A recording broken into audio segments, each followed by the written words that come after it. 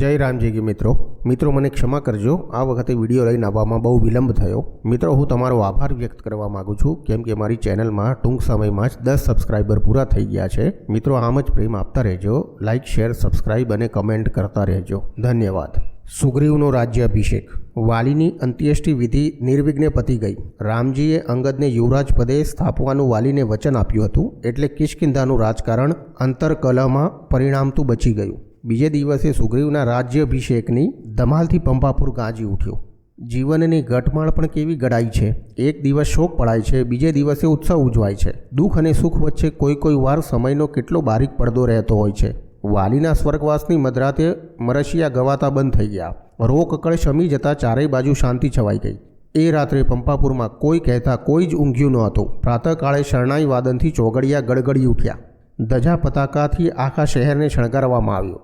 રાજમાર્ગ અરીસા જેવા ચોખ્ખા ચણાક થઈ ગયા। સુગ્રીવ, હનુમાનજી અને એમના સાથીદારો સાથે લક્ષ્મણજી પંપાપુરમાં આવ્યા ત્યારે વાનરો એમનું સ્વાગત કરવા ઉત્સાહ ઉમંગભેર તૈયાર થઈ ઊભા હતા।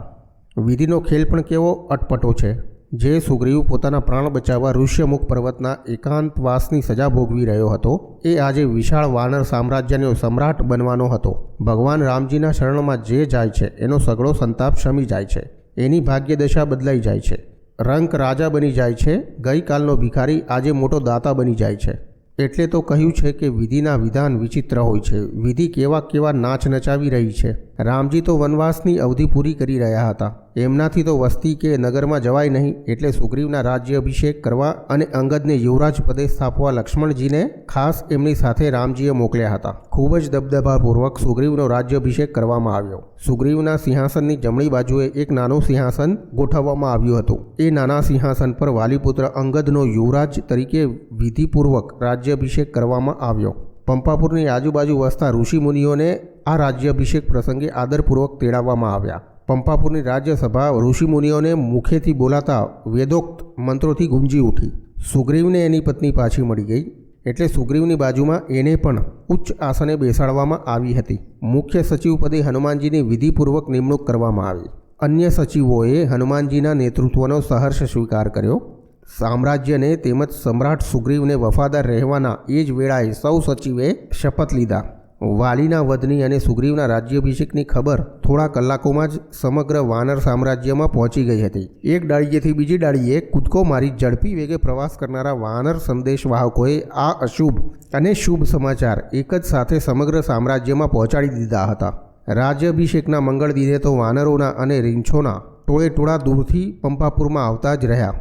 વાનરો એટલી મોટી સંખ્યામાં ઉમટ્યા હતા કે સૌને પંપાપુરમાં સમાવવા મુશ્કેલ પડ્યા। હનુમાનજીએ તાત્કાલિક એમને દુર્ગની બહાર રહેવાની વ્યવસ્થા કરી આપી। દરેક પ્રાંતના પ્રતિનિધિઓ રાજ્યાભિષેકની વિધિ વખતે હાજર રહે અને બીજા વાનરો વારાફરતી રાજ્યસભાના બહારના કક્ષમાં ઊભા રહી સમ્રાટ સુગ્રીવના અને યુવરાજ અંગદના દર્શન નિરાંતે કરી શકે એવી વ્યવસ્થા તરત જ ગોઠવી દીધી। વાલીના આપખુદ રાજ્ય શાસનથી ત્રાસેલી પ્રજાએ એ રાત્રે નિરાંતનો શ્વાસ લીધો। વાલીના સ્વજનોએ પણ શોક ત્યજી દઈ ઉમટભેર રાજ્યાભિષેક વિધિમાં ભાગ લીધો। આ ઉત્સવમાં જૂના વેરઝેર ભૂલાઈ ગયા। સલાહ સંપ અને સુખ શાંતિનું સામ્રાજ્ય બધે ફેલાઈ ગયું। હવે આગળ સુખમાં ભૂલાયા રામ। સુગ્રીવનો રાજ્યાભિષેક ખૂબ શાનદાર રીતે ઉજવાયો। લક્ષ્મણજી એમની ભાવભીની વિદાય લેવા ગયા ત્યારે સુગ્રીવ એમને વળાવવા ઉઠ્યો। સ્નેહભર્યા સ્વરે સુગ્રીવ બોલ્યો, લક્ષ્મણજી, રામજીના ચરણ કમળોમાં મારો આ નમ્ર સંદેશો પહોંચાડજો। વર્ષા ઋતુ હવે બેસી ગઈ છે। આ ઋતુમાં જાનકીજીની શોધ કરવી દોહલી છે। એ વીતી જાય એટલે મારા વાનર સમૂહને સીતા માતાની શોધમાં સત્વરે મોકલી આપીશ। લક્ષ્મણજી સુગ્રીવનો સંદેશો લઈને રામજી પાસે ઋષ્યમુખ પર્વત પર પાછા ફર્યા। રામજીએ એ જ આશ્રમમાં નિવાસ સ્થાન રાખ્યું હતું। વર્ષા ઋતુમાં તો નદી નાળા પાણીથી ઉભરાયા હોય એટલે આગળ પ્રવાસ કરવો નિરર્થક હતો। હનુમાનજી અને બીજા વાનર સચિવો સુગ્રીવ સાથે ચાલ્યા ગયા, એટલે આશ્રમમાં તો માત્ર રામજી અને લક્ષ્મણજી બે જ રહ્યા હતા। સુગ્રીવ તો રાજવૈભવમાં એવો ગળા ડૂબી ગયો કે રામજી અને લક્ષ્મણજીને બિલકુલ ભૂલી ગયો। પેલી કહેવત છે કે સત્તા સામે શાણપણ નકામું છે, પણ સાથે સાથે એ વાત પણ એટલી જ સાચી છે કે સત્તા સાંભળતા જ શાણપણનું દેવાળું ફૂંકાઈ જાય છે। વિપત્તિ વેળાએ રામજીના ચરણો સમીપ બેસી રહેનારા સુગ્રીવે સિંહાસન પર બેઠા પછી એ પણ ન વિચાર્યું કે રામજીની સેવામાં 2-4 અનુચર વાનરો રાખવા જોઈએ। રાજવૈભવમાં ઉછરેલા સુકુમારો અત્યારે એના અતિથિ બની રોકાયા હતા। એમના ભોજનનો પ્રબંધ પોતે કરવો જોઈએ। રામ લક્ષ્મણ તો વનવાસ સ્વીકાર્યા પછી કંદમૂળ અને ફલાહાર પર જ જીવન ગુજારતા હતા. ઋષ્યમુખ પર્વત પર હનુમાન, સુગ્રીવ અને અન્ય વાનરો હતા ત્યારે તો વાનર અનુચરો બધાના ફળો લાવતા હતા. પણ હવે આ કામગીરી લક્ષ્મણજીએ ઉઠાવવી પડી હતી. વાનર રાજનો આ અવિનય રામજી અને લક્ષ્મણજીના ધ્યાનમાં આવી ગયો હતો. પણ વાનરની ટૂંકી બુદ્ધિ પાસે વિવેકની આશા રાખવી વધુ પડતી હતી. ઋષ્યમુખ પર્વત પર વિવિધ જાતના ફળો અને કંદમૂળો વિપુલ પ્રમાણમાં ઉપલબ્ધ હતા. વનવાસના પ્રારંભથી જ ફળો અને કંદમૂળ વીણી લાવવાનું કામ લક્ષ્મણજી જ કરતા હતા. એટલે તો એમને માટે આ કાર્ય બિલકુલ સાહજિક જ થઈ પડ્યું હતું. સમુદ્ર જેવું વિશાળ વાનર સામ્રાજ્ય વ્યવસ્થિત હતું. વાલીની આપખુદી માત્ર પોતાના પરિવાર પૂરતી જ હતી. પ્રજા માટે એના અંતરમાં ઉત્કટ પ્રેમ હતો. પ્રજા પણ એને પ્રાણની પેઠે ચાહતી હતી. રાક્ષસોના ત્રાસમાંથી છોડાવનારો વાલી પ્રજાના હૃદય સિંહાસન પર એક ચક્રી શાસન ચલાવી રહ્યો હતો. સુગ્રીવના શાસનને પણ પ્રજાએ એટલે જ પ્રેમથી વધાવી લીધું. યુવરાજ અંગદ પણ હવે રાજકાર્યમાં રીઢા થવા માંડ્યા હતા. વાલી તરફ અંધભક્તિ દર્શાવનારો પ્રજાનો મોટો વર્ગ અંગદને વાલીની પ્રતિમૂર્તિ જ માનતો હતો. એટલે જ મુખ્ય સચિવ હનુમાનજી અંગદને આગળ જ દરેક કાર્યમાં રાખતા હતા. રાજ્ય ધુરા હાથમાં આવ્યા પછી સુગ્રીવને તો કંઈ જ કામ કરવાનું બાકી રહ્યું ન હતું. ઘણો સમય દુઃખ વેઠ્યું હતું. વનવાસનું કારાવાસ જેવું એકાંત જીવન જીવવું પડ્યું હતું. એટલે તો સમ્રાટ પદ સાંભળતા જ ભોગ વિલાસમાં પડી ગયો હતો. હનુમાનજીએ મુખ્ય સચિવ પદ સંભાળી લીધું હતું. પણ એમને માટે ખાસ કંઈ કામ રહ્યું ન હતું. અંગદને રાજવહીવટની તાલીમ આપવામાં એમને ખાસ ધ્યાન આપવું પડતું હતું. પછીના સમયમાં તો બિલકુલ નવરા ધૂપ થઈ જતા. નવરાશની પળોમાં હનુમાનજી ઊંડા વિચાર સાગરમાં ડૂબી જતા. મારા આરાધ્ય દેવ અત્યારે શું કરતા હશે? મારું સ્થાન તો એમના પુનિત ચરણોમાં છે. અહીંના રાજવૈભવમાં નહીં. પ્રભુના ચરણોની સેવા ક્યારે મળશે? એમના સાનિધ્યમાં રહેતા હૈયાને કેટલું બધું સુખ મળે છે. કલેશ કે સંતાપ તો એમનાથી સેંકડો જોજન દૂર ભાગે છે. વિચાર સાગરમાં ડૂબેલા હનુમાનજીના માનસપટ પર રામજીની કરુણાર્ધ મૂર્તિ ખડી થઈ ગઈ. જાનકી માતાના આભૂષણ એમણે ઉત્તરીય હૈયા સરસા ચાંપ્યા હતા. ત્યારે એમના નીલ વદન પર કેવી વેદના કંડારાયેલી હતી. ત્યારે એ કેવા આકુળ વ્યાકુળ થઈ રહ્યા હતા. જાનકીજીને જોયા નહોતા છતાં હનુમાનજી તો એમને માતા સ્વરૂપ જ માનતા હતા. માતા રાક્ષસના કારાગૃહમાં બંધન અવસ્થામાં રીબાઈ રહી હોય ત્યારે પોતે રાજવૈભવના સુખમાં આળોટે તો પોતાના જેવો કપૂત આ જગતમાં બીજો કયો હોઈ શકે? હનુમાનજીની વિચારધારા આગળ વધી રહી હતી ત્યારે બરાબર એ જ વખતે વાદળમાંથી વરસાદની ધારા પડવા લાગી. વર્ષાની ધારાથી આજુબાજુનું વાતાવરણ અતિ આહ્લાદાયક બની ગયું. ભીની માટીને સ્પર્શીને વહેતો પવન વહાલભરો વીજળો વીજવા લાગ્યો. પણ હનુમાનજીનું અંતર તો સંતાપની આગમાં શેકાઈ રહ્યું હતું.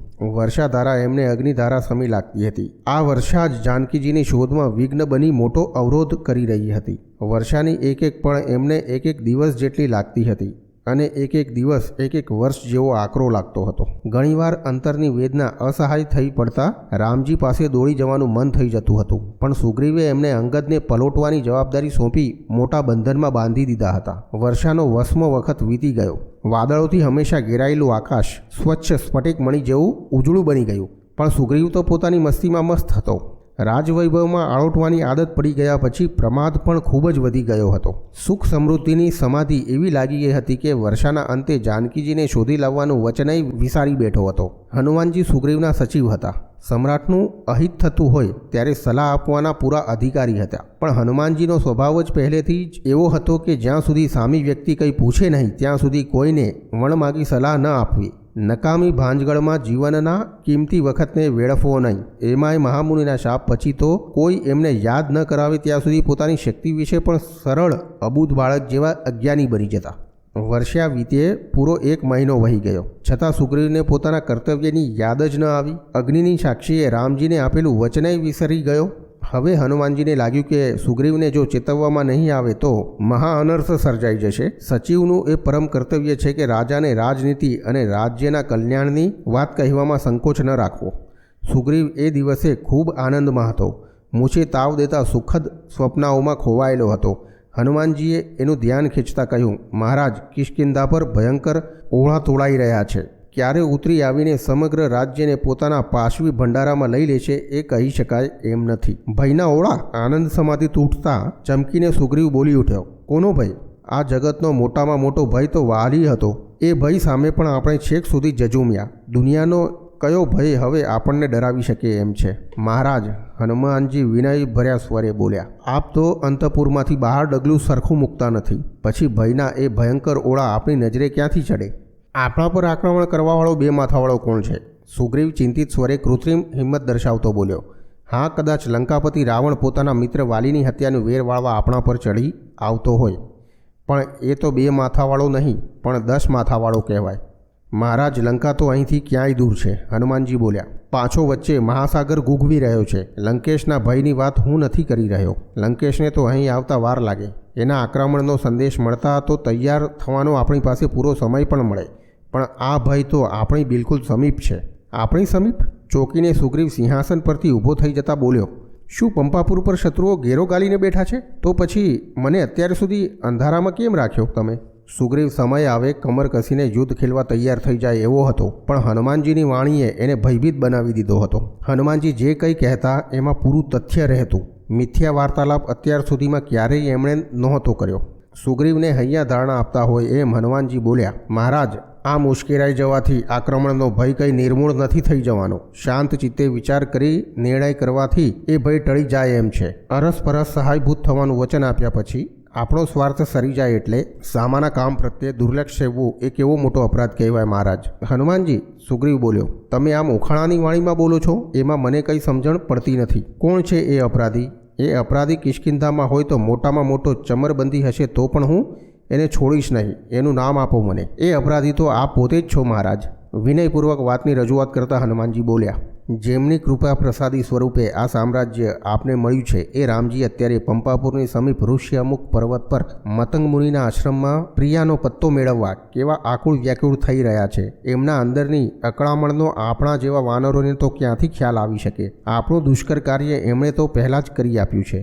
વાલી જેવા મહાન શક્તિશાળી યોદ્ધાને એક જ બાણે ધરણી પર ઢાળી દીધો છે. આપણે વચનભંગી થઈશું તો ક્રોધે ભરાયેલા રામજી ધનુષની પણછ ખેંચી અગ્નાસ્ત્ર દ્વારા સમગ્ર પંપાપુરને ભસ્મીભૂત કરવા તત્પર બનશે તો એમનો પ્રતિકાર કરવાનું સામર્થ્ય આપણામાંથી કોનામાં છે? હનુમાનજીની સમયસરની ચેતવણી આબાદ કામ કરી ગઈ. હનુમાનજીનો એક એક શબ્દ સુગ્રીવના હૈયા પર જબરી ચોટ મારી રહ્યો હતો. સુગ્રીવ પોતાના આસન પરથી ઊભો થઈ ગયો. હનુમાનજી પાસે આવી એમને ખભે પોતાના બંને હાથ મૂકી એમની આંખોમાં આંખો પરોવી બોલ્યો. હનુમાનજી, ખરેખર તમારા જેવો મુખ્ય સચિવ મળ્યો એ મારું તેમજ સમગ્ર કિષ્કિંધાનું સૌભાગ્ય છે. હનુમાનજીના મુખ પર પોતાની વાણીની અસર પડે છે એ જોવા સુગ્રીવ થોડીવાર થોભ્યો. પછી એ બોલ્યો. તે દિવસે વાલી મારા લોહીનો તરસ્યો બની મારી હત્યા કરવા મારી પાછળ પડ્યો ત્યારે તમારી દીર્ઘ દ્રષ્ટિએ મને ઋષ્યમુખ પર્વત પરનું નિર્ભય સ્થાન બતાવી જીવતદાન અપાવ્યું. આજે બીજી વાર રામજી મારા પર ઉશ્કેરાઈને આક્રમણ કરી બેસે એ પહેલાં મને ચેતવી દઈ રામબાણથી બચાવી લીધો. આટલું કહીને હનુમાનજીનો હાથ પકડી પોતાના આસન પાસે સુગ્રીવ લઈ ગયો. પોતાની જોડાજોડ એક જ આસન પર પ્રેમપૂર્વક બેસાડી સુગ્રીવ બોલ્યો. હનુમાનજી, ખરેખર મારાથી મોટો અપરાધ થઈ ગયો છે. મારા જેવો કૃતજ્ઞ આ જગતમાં બીજો કોઈ જ નહીં હોય. મારા પર આપણા સામ્રાજ્ય પર તોડાઈ રહેલા ભય સામે માત્ર તમે જ કોઈ ઉપાય શોધી શકો એમ છો. આ આપત્તિમાંથી તમે જ મને બચાવી શકો એમ છો. હનુમાનજી સામો કોઈ જ પ્રત્યુત્તર વાળ્યા વિના મૂંગા સુગ્રીવની વાત સાંભળી રહ્યા હતા. પોતાનું વક્તવ્ય આગળ ચલાવતા પશ્ચાતાપ ભર્યા સ્વરે સુગ્રીવ બોલ્યો. વર્ષા ઋતુ વીતે પૂરો 1 મહિનો થઈ ગયો છતાં હું ઊંઘતો રહ્યો, પ્રમાદમાં પડેલો રહ્યો. મારા આ અપરાધ બદલ રામજી મને મારી નાખે એમાં કોઈ જ દોષ નથી, પણ રામજી મને મારી નાખવાને બદલે સમગ્ર પંપાપુરને બાળીને ભસ્મ કરી નાખે એમાંય દોષ તો બધો જ મારો જ છે. એ પરદુઃખ ભંજનનો દોષ બિલકુલ નહીં. મારી આ ભૂલ સુધારી રામજી પાસે મને સારો દેખાડવો તમારા હાથમાં છે. રામજીના હૃદય મંદિરમાં મારું સ્થાન ફરીથી સ્થિર થાય એવું કંઈક કરો. ભવો ભવનો તમારો ઋણી રહીશ. હનુમાનજી ઊભા થઈ જઈ બંને હાથ જોડી મસ્તક નમાવી બોલ્યા. મારે મોટપ નથી જોઈતી. હું તો તમારો નમ્ર સેવક છું. સેવકનું કર્તવ્ય છે કે પ્રાણને ભોગે પણ સેવકનું હિત કરવું. આપ જે કંઈ આજ્ઞા કરો એ ઉઠાવવા સેવક તૈયાર છે. સુગ્રીવ પણ પોતાના આસન પરથી ઊભો થઈ જતા બોલ્યો. હનુમાન, સીતાજીની શોધ કરવાનું કામ કપરું છે. આપણા મહાન સામ્રાજ્યના ચકોર અને શક્તિશાળી વાનરો અને રીંછોને આ શોધ કાર્યમાં લગાડી દઈએ ત્યારે સીતા માતાનો પત્તો મળી શકશે. એ બધાને મારો સંદેશો વીજળી વેગે તત્પરતાથી પહોંચાડવાનું કાર્ય તો તમે જ કરી શકશો. ઝડપી ગતિએ દોડવાની અને ઉડવાની શક્તિ તમારા પિતાજી પવનદેવ પાસેથી તમને મળી ચૂકેલી છે. એટલે માત્ર તમે જ ઝડપી વેગે સમગ્ર વાનર સામ્રાજ્યમાં ફરી વળશો. વાનરો અને રીંછોને અહીં ઝડપી વેગે લઈ આવવામાં પણ તમે જ નિમિત્ત બનશો. આપેલી અવધિ પહેલાં નહીં હાજર રહેનારા વાનર કે રીંછને પ્રાણદંડની સખત સજા કરવામાં આવશે. અભિવાદન કરી હનુમાનજીએ સુગ્રીવની આજ્ઞા શિરે ચડાવી અને સુગ્રીવની વિદાય લઈ સમ્રાટ સમ્રાટનો સંદેશો સમગ્ર સામ્રાજ્યમાં પહોંચાડવા પવન ગતિએ એ જ વેળાએ એ તો ઉપડી ગયા. હનુમાનજી સારા શુકન જોઈને નીકળ્યા હતા. આમ તો ભગવાનનું કામ એ પોતે જ શુભ શુકન છે. દરેક જગ્યાએ વાનર નાયકો એમને નિવાસ સ્થાને જ મળી ગયા. સુગ્રીવનો સંદેશો સાંભળતા જ પંપાપુર ભણી જવા એ સૌ ચાલી નીકળવા માંડ્યા. પવનવેગી હનુમાનજી જંબુદ્વીપ પર્વતો અને વનોમાં મળતા રીંછો અને વાનરોને સંદેશો પહોંચાડતા પાછા ફર્યા. ત્યારે વાનરોના ટોળા પંપાપુર પ્રતિ પ્રયાણ કરતા નજરે પડ્યા. હવે આગળ લક્ષ્મણજીનો પુણ્ય પ્રકોપ. ઋષ્યમુખ પર્વત પર એકાંતવાસમાં રહેતા રામજી અને લક્ષ્મણજી ધીરજ ધરીને બેઠા હતા. પણ વર્ષા વીત્યા પછી એક મહિનો પસાર થઈ ગયો ત્યારે રામજી અકળાઈને બોલી ઉઠ્યા, લક્ષ્મણ ભૈયા, વર્ષા ઋતુ વીતી ગઈ અને શરદનું આગમન પણ થઈ ચૂક્યું છે. ખાડા ખાબોચિયાના જળ પણ સુકાઈ ગયા. પણ સુગ્રીવ તો આપણને જ ભૂલી બેઠો છે. પછી આપણને આપેલા વચનની યાદ તો એને આવે જ ક્યાંથી? જાનકીની વિષાદગીરી મૂર્તિ રામજી સમક્ષ વરવરી ઉઠી અને તરત જ જાનકીજીના વિરહમાં વ્યાકુળ બનેલા હૃદય પર હાથ મૂકી રામજી બોલી ઉઠ્યા, સુગ્રીવ સ્વાર્થનું પૂતળું છે. ગરજ સરીને વૈદ વેરી મનમાં ધારતો હશે કે ચાલો આપણું કામ તો પતી ગયું, માથેથી મોતનો ભય ગયો, ઉપરથી આવડું મોટું સામ્રાજ્ય સાંભળ્યું. હવે અન્યના ઝઘડાની આગ મારા રાજ્યમાં ક્યાં લાવું? એ વનવાસી મારું શું બગાડી શકવાનો છે? પણ એ વાનર સમ્રાટ ભીંત ભૂલી રહ્યો છે. લક્ષ્મણ, વાલીનો વધ કરનારું બાણ મારા ભાથામાં પાછું આવીને અન્ય અત્યાચારીનો સંહાર કરવા તત્પર થઈને બેઠું છે. આટલું બોલીને રામજી પંપાપુર તરફ જોઈ રહ્યા. વિરહ વ્યથામાં રામજીના મુખમાંથી સુગ્રીવ પ્રત્યે ઉશ્કેરાટ ભરી વાણી નીકળી ગઈ. રામજી તો એ હૈયા વરાળ કાઢીને બિલકુલ શાંત બની ગયા. પણ લક્ષ્મણજી તો આક્રોશનો અવતાર હતા. ફેણ પર કોઈનો પગ પડી ગયો હોય અને નાગરાજ છંછેડાઈ ઉઠે એમ લક્ષ્મણજીના પણ ભવા ચડી ગયા. આંખોમાંથી જાણે અગ્નિના તણખા જરતા હોય એમ લાલચોળ બની ગયા. પાસે પડેલું ધનુષ્ય ખભે ચડાવી ઊભા થઈ ગયા. રામજી સમક્ષ બંને હાથ જોડી મસ્તક નમાવી લક્ષ્મણજી બોલ્યા, પ્રભુ, આ સેવક આપની સેવામાં હાજર છે. ત્યાં સુધી આપે કોઈ ચિંતા કરવાની રહેતી નથી. આપના જે બાણે વાલીનો સંહાર કર્યો એ બાણને ભલે આરામ કરવા દો. એ બાણના નસીબમાં હજી અનેક અસુરોનો સંહાર લખાયેલો છે. હવે મારા બાણને અસુર બનેલા સુગ્રીવને વીંધી નાખવાની તક આપો. આપની કૃપાથી આ બાણમાં સમસ્ત પંપાપુર નગરી ઉઠાવીને સમુદ્રમાં ફેંકી દેવાની તાકાત છે. મારા ભાથામાં રહેલું અગ્નાસ્ત્ર સમસ્ત નગરીને ભસ્મીભૂત કરી દેશે. રોષમાં ઉદ્વિગ્ન બનેલા લક્ષ્મણજીનો ચહેરો લાલચોળ બની ગયો હતો.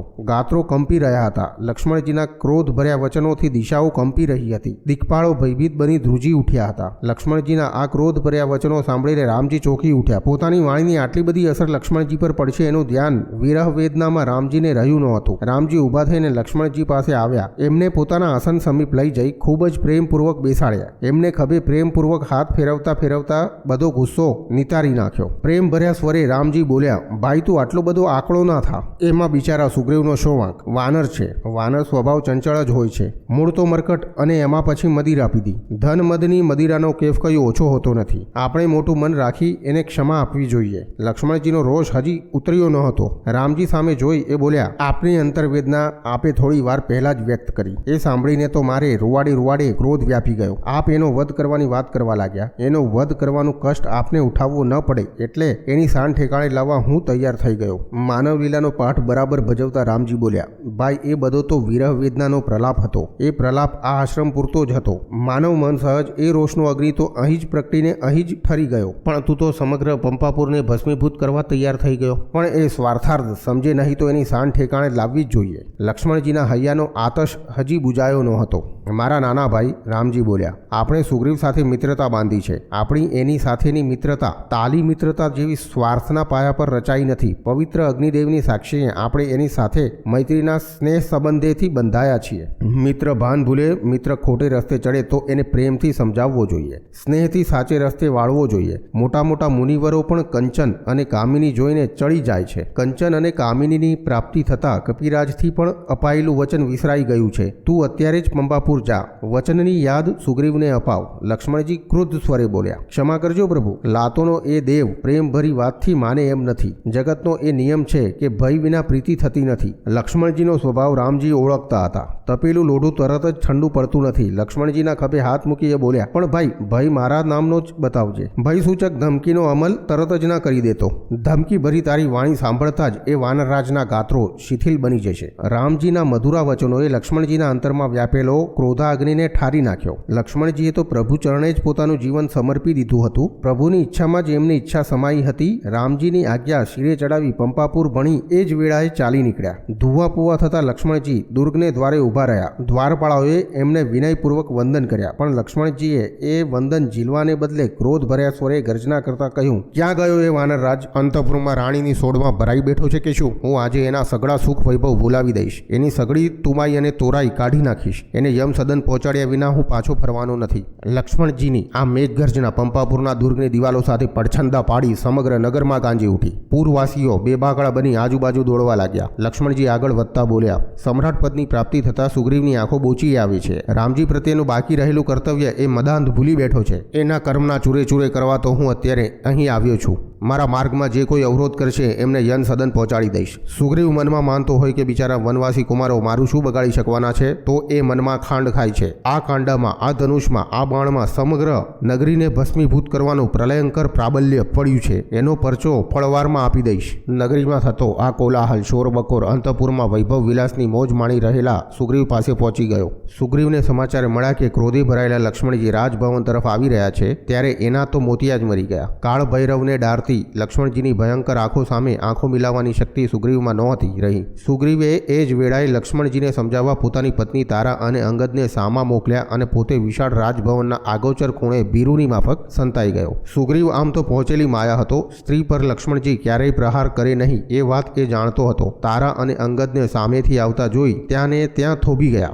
સુગ્રીવ પર એ સાચા ક્રોધે તો ભરાયા નહોતા. રામજીની આજ્ઞાથી ક્રોધનું નાટક કરી રહ્યા હતા. મુખ્ય મુદ્રા પરના ક્રોધના ભાવ જરા ઓસરવા દીધા વિના એ તો પાષાણ પ્રતિમાની માફક સ્થિર ઉભા રહ્યા. તારા અને અંગદ એમના ચરણોમાં બેસી પડ્યા. તારા બંને હાથ જોડી દીન સ્વરે બોલી, લક્ષ્મણજી આપ તો ખૂબ સમજદાર છો. અમે અબુધ વાનર મોહમાયાથી ભરેલા છીએ. અમારાથી જે કંઈ અપરાધ થઈ ગયો હોય એ મોટું મન રાખી ક્ષમા કરો. તારાની વિજ્ઞાપ્તિથી લક્ષ્મણજીનો ક્રોધ શાંત થઈ ગયો. મુખેથી તો કંઈ બોલ્યા નહીં, પણ ક્રોધથી તપી રહેલા ચહેરા પર શાંતિનું શીતળ તેજ છવાઈ ગયું. અંગદ તો ખોળામાં પુષ્પો લઈને જ આવ્યો હતો. લક્ષ્મણજીના ચરણ કમળો પર એ પુષ્પો ચડાવી બંને હાથ જોડી અંગદ બોલ્યો, આપનું સ્વાગત કરતા અમને ખૂબ આનંદ થાય છે. આપે આજે અમારું આંગણું પાવન કર્યું. આપણા પગલાં પડતા જ આ ધરતી ધન્ય બની ગઈ છે. ધન્ય ભાગ્ય છે અમારા. અંગદ અને તારા લક્ષ્મણજીને લઈને રાજભવનમાં આવ્યા. સુગ્રીવ જે આસને હંમેશા વિરાજતો હતો ત્યાં લક્ષ્મણજીને સાદર બેસાડ્યા. વીંજળો લઈને બે દાસીઓ તરત જ આવી દોડી. એ બંને દાસીઓના હાથમાંથી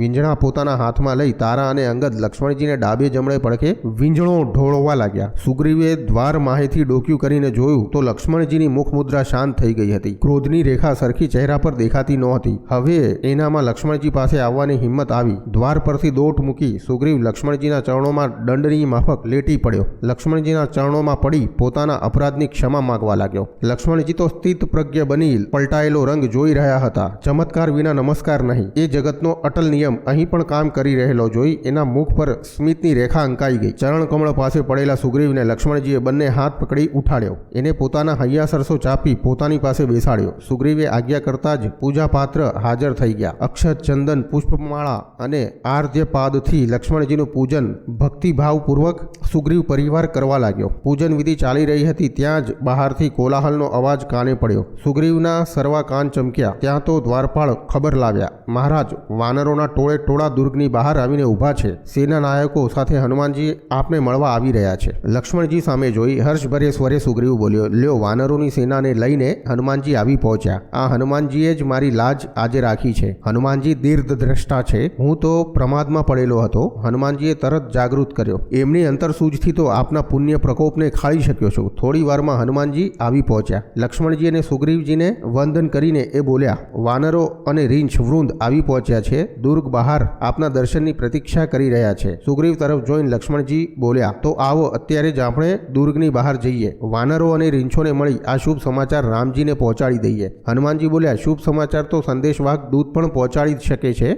મને એમ લાગે છે કે હવે આપણે સૌએ રામજીની સેવામાં હાજર થઈ જવું જોઈએ. હનુમાનજીના નેત્ર સંકેત પરથી આ વાત વધાવી લેતા સુગ્રીવ બોલ્યો, હા લક્ષ્મણજી, હું તો રાજ્યાભિષેક પછી રામજીના આશીર્વાદ લેવાય નથી જઈ શક્યો. વાનર રીંછ વૃંદોના નાયકોને સાથે લઈ આપણે સૌ અત્યારે જ ઋષ્યમુખ પર્વત પર પહોંચી જઈએ. સૌ દુર્ગ બહાર આવ્યા ત્યારે એમને વાનરો અને રીંછોનો સમૂહ અભિવાદન કરવા લાગ્યો. લક્ષ્મણજી અને સુગ્રીવ એમના અભિવાદનનો સ્વીકાર કરી આદરભર્યો આવકાર આપ્યો. વાનરો અને રીંછો લક્ષ્મણજી અને સુગ્રીવની સ્વાગતવાણી સાંભળી જેલમાં આવી ગયા. વાનરો વૃક્ષો ડાળીઓ પર કૂદાકૂદ કરી પોતાનો હર્ષ વ્યક્ત કરવા લાગ્યા. રીંછો જમીન પર ગુલાંટો ખાઈ આનંદ દર્શાવવા લાગ્યા. અગ્રગણ્ય નાયકો સાથે રીંછો અને વાનરોએ પણ રામજીના દર્શનનો આગ્રહ રાખ્યો, એટલે એ સૌને પણ સાથે લીધા. આ વાનરસેના ઋષ્યમુખ પર્વત તરફ કૂચ કરવા લાગી. ત્યારે જાણે વિજય યાત્રાએ નીકળેલા મોટા સૈન્યનો ભાસ કરાવવા લાગી. રણભેરી વાગી રહી હતી. મૃદંગ અને વાઘો પણ વાતાવરણને ખૂબ જ ઉત્સાહભર્યું બનાવી રહ્યા હતા. અહીંયા વિડીયો સમાપ્ત કરું છું. આવતો અંક સીતાજીની શોધમાં 2 દિવસમાં તમારા ચરણોમાં હાજર કરીશ. કૃપા કરી લાઇક, શેર અને સબસ્ક્રાઇબ કરવાનું ભૂલતા નહીં. ધન્યવાદ. જય શ્રી રામ.